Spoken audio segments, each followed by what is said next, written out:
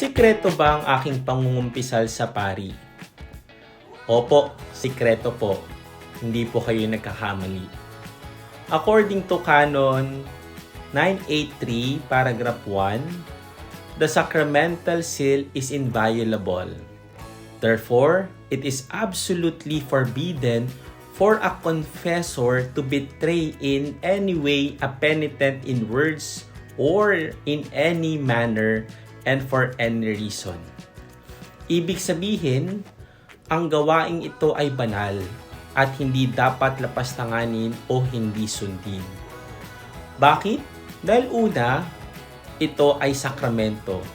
And we know that a sacrament is a visible sign instituted by Christ to give grace.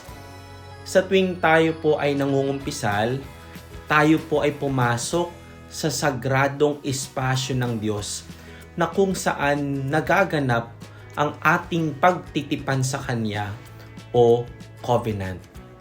It is between God through His priest and the penitent. A priest here, as servant of God, is just a witness and facilitator. Jesus is the one who forgives and absolves, not His priest. Instrumento lang po kaming mga pari ng Diyos. Kaya wala kaming karapatan na ipagsabi o ipagkalat ito sa iba.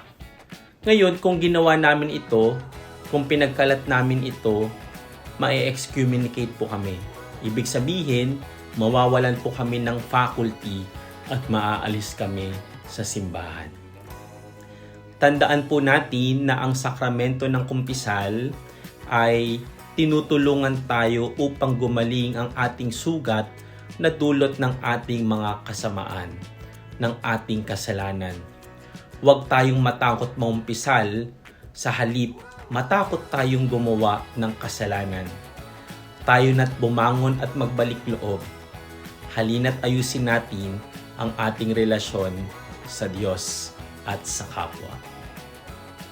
If you have any other questions, you may send them anonymously by clicking the link on this post. Thank you!